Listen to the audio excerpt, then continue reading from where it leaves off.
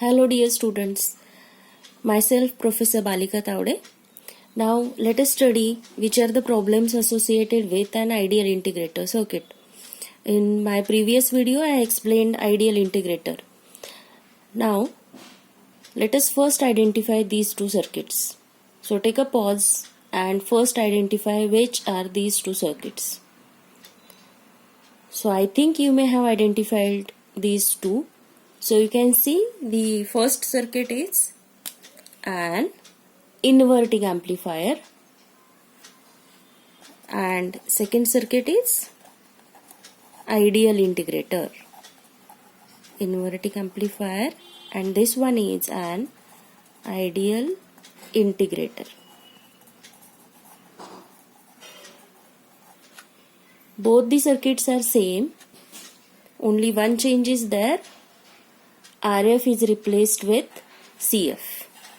Now, you know for the inverting amplifier, its gain expression is minus RF upon R1.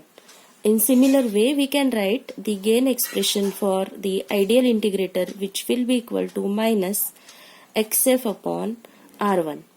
As RF is nothing but resistance in the feedback path, XF will be reactance in the feedback path. So XF is the reactance and its expression will be equal to 1 upon 2 pi F into C.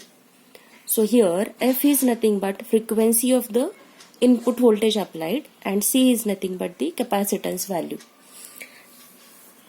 Now which can be the problems associated with this ideal integrator? So first problem is when no any AC input is applied. What will happen? That is, if Vin is equal to 0 volt. So as Vin is not applied, means we can say that frequency for this V input, which will be equal to 0 hertz. Now can you tell, if frequency is 0 hertz, how much will be the value of XF and how much will be the value of AVF? So if frequency is equal to 0, capacitive reactance will be equal to 1 upon 0, which will be equal to infinity. So AVF will be equal to, which is equal to minus XF upon R1. Now XF we have obtained as infinity upon R1, which will be equal to infinity. Means what? Gain of the ideal amplifier will be equal to infinity. Means even if Vin is equal to 0 volt, if a very small VIOS, what is VIOS? It is input offset voltage which can be available. Even if a very small input offset voltage is present, this ideal integrator is going to produce a very high output voltage. So as we know, if gain is equal to infinity, output voltage will be equal to very high, means it will limit to plus minus Vsat. This is one of the drawback or one of the problem associated with the ideal integrator. What is second problem?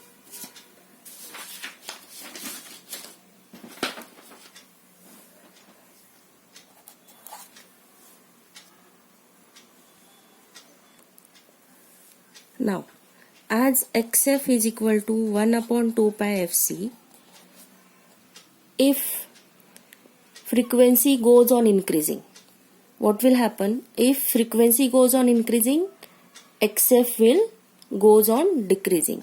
If frequency of the input signal goes on increasing, XF, that is reactance of the capacitor, will goes on decreasing. So what will happen due to that? At higher frequency values, if frequency of the input signal is very high, if higher frequency of V input, XF will be very small or nearly equal to 0, we can say. So if XF is very small, we can say AVF will be equal to minus XF upon R1. So it will be very small or it will be nearly equal to 0. Means V output we will get is again gain into, you will remember this basic thing, it is gain into V input in case of amplifier, and in case of integrator it is gain into integration of V input. So as gain is very small or nearly equal to 0, means this product will be 0, so V output will be 0. Means the second problem we can say that for higher frequencies V output will be 0. That is, this ideal integrator cannot integrate higher frequencies properly. Ideal integrator cannot integrate very high frequencies. This is second drawback.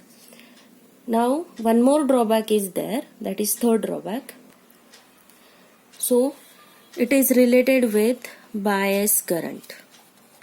Even if we assume that it is the ideal op-amp, but actually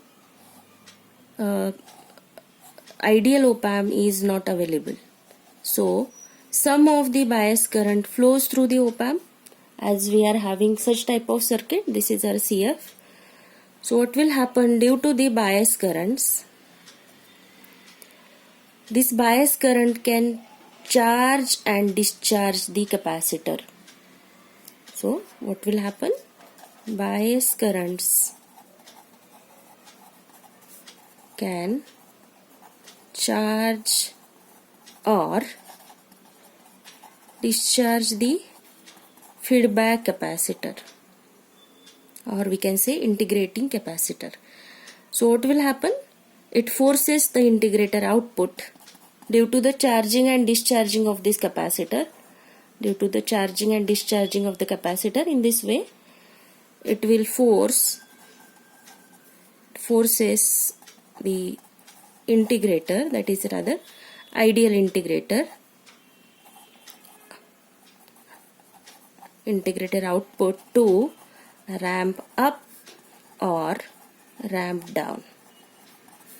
Means due to the charging and discharging of the capacitor, output voltage produced can be ramp up or ramp down type of output voltage. So these are the three drawbacks. Due to these three drawbacks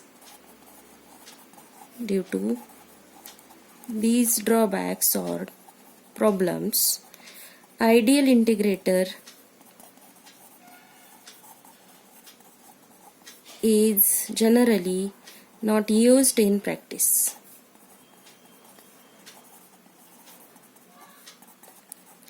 So what to do then? Then for that, one of the remedies there, that is one of the component is added in the ideal integrator circuit, and that is called as practical integrator circuit. So once again I will summarize this, which are three problems associated with the ideal integrator. So first problem is, always remember to summarize which are the problems associated. So first problem is first and second. Remember that first and second problem is associated with reactance value. So reactance is equal to 1 upon 2 pi Fc. So first, if frequency is equal to 0, XF will be infinity and XF will be infinity, so gain will be infinity.